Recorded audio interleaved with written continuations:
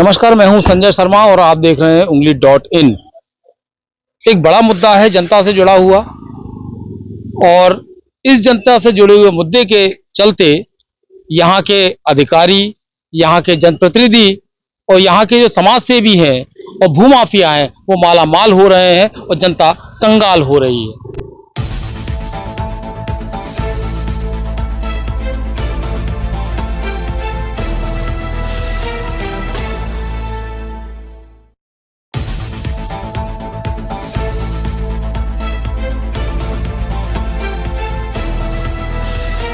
इस वक्त मैं खड़ा हुआ हूँ ग्वालियर कलेक्ट्रेट पर, जिनकी जिम्मेदारी है यानी कलेक्टर से जुड़े हुए तमाम सारे अधिकारियों की जिम्मेदारी ये होती है कि शासकीय भूमियों का संरक्षण करें, चाहे वो चरनोई की भूमि हो, चाहे वो शासकीय भूमि हो, लेकिन चाहे वो जंगल की भूमि हो। लेकिन सबसे अहम बात यह है कि यही जल जंगल जमीन की भूमि भूमाफियाओं के हाथों सरेंडर की जा रही है, उन्हें बेची जा रही है।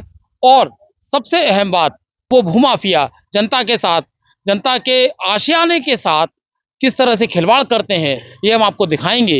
लेकिन उससे पहले मैं आपको बता दूं, पटवारी, आरआई, तहसीलदार, एसडीएम, एडीएम, कलेक्टर से लेकर तमाम सारे वरिष्ठ अधिकारी यहाँ पर सभी तरह की जमीनों के लेन देन में, अवैध लेन देन में संलिप्त हैं। और सबसे बड़ी बात यह है कि कोई बोलने वाला नहीं। हजारों शिकायतें इस कलेक्ट्रेट के अंदर हैं, लेकिन बावजूद इसके ना कोई कार्रवाई करने वाला है। हाँ, ये जरूर है, कोर्ट कई बार संज्ञान लेता है, वकील जो शिकायत करता है वो लगातार संज्ञान लेते हैं, लेकिन कुछ वकीलों की माने तो यहाँ पर वो वकीलों की फाइलें भी गंवा दी जाती हैं।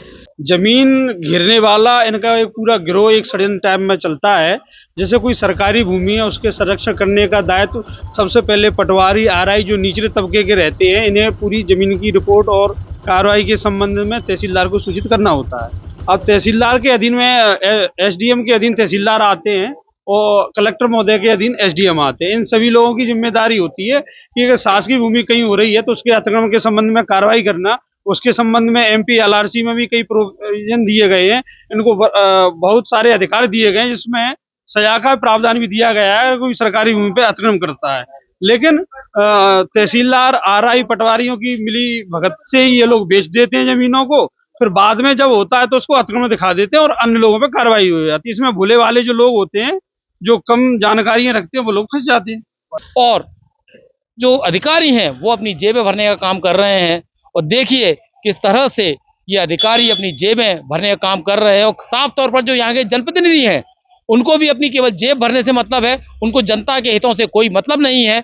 ये जमीनें ऐसी हैं जो शासकीय जमीनें हैं और इन जमीनों पर बड़े प्रोजेक्ट, जनहित के प्रोजेक्ट बन सकते थे, जनहित के प्रोजेक्ट लग सकते थे जिनसे जनता को लाभ होता। लेकिन अब वो जमीनें भूमाफियाओं के कब्जे में पहुंच चुकी हैं और जिन पर बड़ी बड़ी कॉलोनियां बन चुकी हैं, लेकिन बावजूद इसके किसी तरह की कोई कार्रवाई नहीं और ना ही किसी तरह का कोई, चूंकि आपको बता दें कि इससे पहले तमाम सारी सरकारें आई, बदली, लेकिन नहीं बदला तो भूमाफियाओं का नेक्सस, उनका गैंग, क्योंकि जिस तरह से भूमाफिया अधिकारियों की जेब भरते हैं, जनप्रतिनिधियों को, नेताओं को चुनाव में पैसा देते हैं, तो अधिकारी और जनप्रतिनिधि भी यहाँ पर किसी भी तरह की कार्रवाई करने से बचते हुए नजर आते हैं।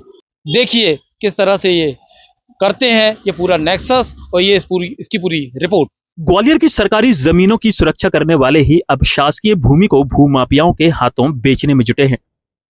और ये हम नहीं कह रहे, ये कहना है ग्वालियर के बुद्धिजीवी वकीलों, आरटीआई एक्टिविस्ट और समाज सेवियों का, जो राष्ट्र हित में, जनहित में जल जंगल और जमीन को भूमाफियाओं से बचाने के लिए मुहिम चला रहे हैं। दरअसल सरकारी दावों के ठीक उलट भूमाफियाओं को संरक्षण देकर शासकीय चरनोई भूमि और जंगलों की जमीन पर भूमाफिया और बिल्डरों का कब्जा दिया जा रहा है और इसके जिम्मेदार अधिकारी कर्मचारी केवल अपनी जेबें भरने में जुटे हैं। ग्वालियर में जल जंगल जमीन पर काबिज भूमाफियाओं के खिलाफ मोर्चा खोलने वाले चंद लोग हैं जो अपनी जान की परवाह ना करते हुए लगातार इसके खिलाफ आवाज उठाने का काम कर रहे हैं। लेकिन यहाँ जिला प्रशासन के अधिकारियों और कर्मचारियों की भूमिका संदेहास्पद नजर आती है, क्योंकि कलेक्ट्रेट में हर रोज आने वाली सैकड़ों शिकायतों के बावजूद किसी तरह की कार्रवाई इन भूमाफियाओं और बिल्डरों के खिलाफ नहीं होती।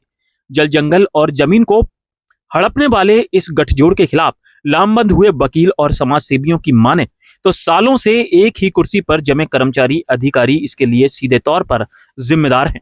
वहीं इनका यह भी कहना है कि जिले के जनप्रतिनिधियों के संरक्षण में पनप रहा यह गठजोड़ नेताओं को चुनावी फंडिंग करता है और इसके साथ ही अधिकारियों की जेबें गर्म करने का काम भी करता है।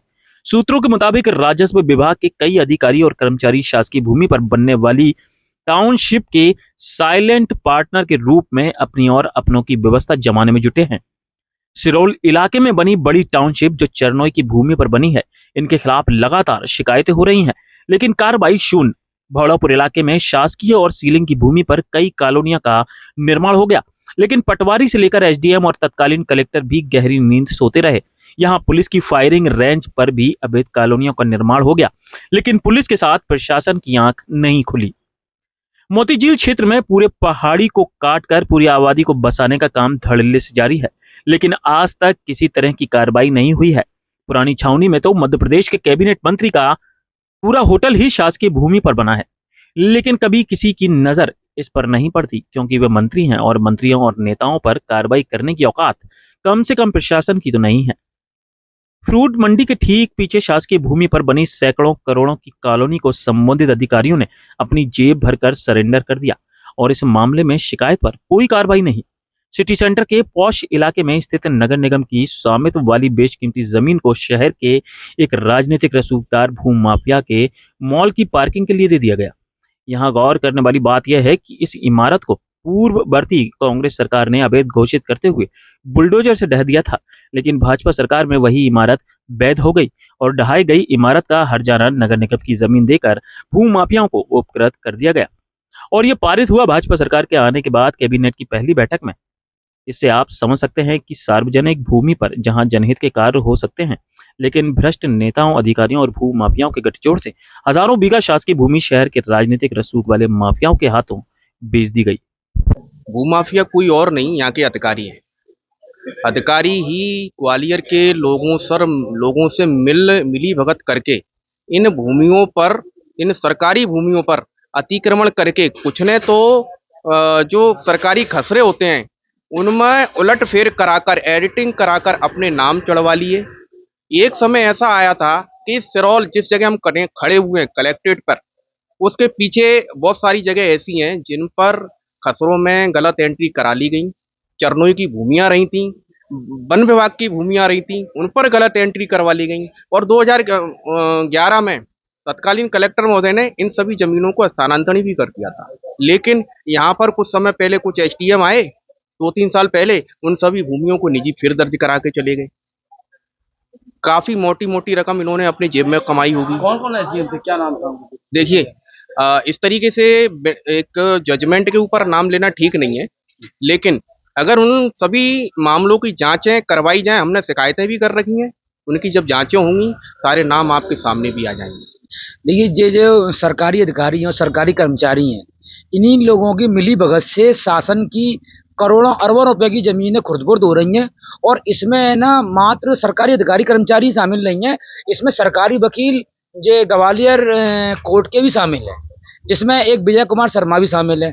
साथ ही अभी हाल ही में ग्राम जगनापुरा की जमीन भी सरकारी अधिकारियों और तहसीलदारों की मिली भगत से निशित कुमार मोदी करके व्यक्ति है, उन्होंने अपने नाम करवा ली और निशित कुमार मोदी जी वही व्यक्ति हैं जो पूर्व हाईकोर्ट जज रह चुकी हैं। इसी प्रकार से ग्वालियर हाईकोर्ट में डबल एजी पद पर अंकुर मोदी हैं, उन्होंने भी अधिकारियों से मिली भगत करके पारक जी के बाड़ा सराफा बाजार में मंदिर माफी औकाफ की जमीन अपने नाम करवा के कब्जा कर लिया उस पर। लगातार इस तरह की जो मामले सामने आते रहे, क्योंकि आवेदन भी लगातार दे रहे हैं, आप लोग भी लड़ रहे हैं, कोर्ट में भी लड़ रहे हैं, आवेदन भी कलेक्ट्रेट में पहुंचते हैं, तो क्या उन आवेदनों को क्या होता है? मैंने 2017 से एक नहीं सैकड़ों शिकायतें कर रखी हैं, लेकिन है ना आवेदनों को दबा दिया जाता है, क्योंकि ये जो भूमाफिया हैं बहुत ही प्रभावशील लोग हैं, करोड़पति लोग हैं, तो उनको मिली भगत करके भ्रष्टाचार करके मामले को दबा दिया जाता है। किस तरह का भ्रष्टाचार क्या लगता है, ये अधिकारी क्या लेते हैं? अधिकारी सीधी मिली भगत कर रहे हैं। अब देखिए, नियम है किसी भी प्रकार का कोई भी आदेश होता है अगर शासन का या कोर्ट का, तो 90 दिन के भीतर अपील करनी चाहिए। अब निर्धारित समय अवधि के बीच में जब अपील नहीं की जाती है तो कोर्ट इस चीज को गंभीरता से लेती है कि जब शासन ही गंभीर नहीं है तो फिर हम प्रकरण को गंभीर क्यों लें, तो कोर्ट खारिज कर देता है और इसका सीधा सीधा फायदा भूमाफिया को पहुंचाता जाता है। सबसे पहले बताऊं, मेरा नाम रंजन बाजोरिया है। हम लोग जल, जंगल, जमीन, जंगली जानवर बचाने का काम कर रहे हैं। कई बार हम शिकायत कर चुके हैं कलेक्टर को, कमिश्नर को, तहसीलदार को, पटवारी, सबको हम बोल चुके हैं। उसकी कार्रवाई नहीं रही। एक शिकायत हमने गंगा मालनपुर की करी है, ग्राम मालनपुर की। इसमें जमीन माफी की जमीन है, 25-30 बीघा जमीन, जिसपे कोलेस्ट्रॉल चल रहे हैं, कॉलोनी काटी जा रही है, मैरिज गार्डन बना रखे हैं। कई बार शिकायत कर दी कलेक्टर को, तहसीलदार को कर दी, एसडीएम कर दी, लेकिन कोई कार्रवाई नहीं हो रही है। तो वो जैसे अपन माने सरोल की जमीन है, इस चन्नोई की जमीन रही है, लेकिन इसमें काट छांट करके वो जमीन अपने निजी करा ली गई है। वो जमीन सरकारी भी है। देखिए, अचानक से कोई जमीन नहीं जाती है। जमीन घिरने वाला इनका एक पूरा गिरोह एक षड्यंत्र टाइप में चलता है। जैसे कोई सरकारी भूमि है, उसके संरक्षण करने का दायित्व सबसे पहले पटवारी, आरआई जो निचले तबके के रहते हैं, इन्हें पूरी जमीन की रिपोर्ट और कार्रवाई के संबंध में तहसीलदार को सूचित करना होता है। अब तहसीलदार के अधीन में एसडीएम के अधीन तहसीलदार आते हैं और कलेक्टर महोदय के अधीन एसडीएम आते हैं। इन सभी लोगों की जिम्मेदारी होती है कि अगर शासकीय भूमि कहीं हो रही है तो उसके अतिक्रमण के संबंध में कार्रवाई करना। उसके संबंध में एमपी एलआरसी में भी कई प्रोविजन दिए गए हैं। इनको बहुत सारे अधिकार दिए गए हैं, जिसमें सजा का प्रावधान भी दिया गया है कोई सरकारी भूमि पे अतिक्रमण करता है। लेकिन तहसीलदार, आरआई, पटवारियों की मिली भगत से ही ये लोग बेच देते हैं जमीनों को। फिर बाद में जब होता है तो उसको अतिक्रमण दिखा देते हैं और अन्य लोगों पे कार्रवाई हो जाती है। इसमें भोले वाले जो लोग होते हैं, जो कम जानकारियां रखते हैं, वो लोग फंस जाते हैं। में लगातार अवैध कॉलोनी बस रही है, खासतौर पर सरकारी जमीन पर, चरणों की भूमि पर। जी, तो वो कैसे इनके भूमाफियाओं के अंदर चली जाती है? ये सब कार्रवाई अधिकारियों के संरक्षण से ही होती है, वो भी रेवेन्यू ऑफिसर, जैसे उस क्षेत्र का आरआई, पटवारी, तहसीलदार, इनके बिना संरक्षण की या सहमति से या बाहरी सहमति से नहीं हो सकता। तो अभी तक क्या लगता है, तमाम सारी शिकायतें भी आती हैं, लेकिन उन शिकायतों का फिर क्या होता है? ये शिकायतें जानबूझकर उन पे उतनी जो उत्तेजना से कार्रवाई करना चाहिए नहीं की जाती, दाब के रखे जाते हैं। शिकायतें तो बहुत चलती हैं, कई आवेदन है, पर लेकिन उसमें रुचि नहीं दिखाते। उन्हें भी अपने हिस्से का कुछ देना पड़ता है। तो अधिकारी ऐसा क्यों करते हैं, क्यों करेंगे? और उनकी नीयत साफ नहीं है। एक ईमानदारी नीयत से कार्य करें तो ऐसा नहीं करना पड़ेगा।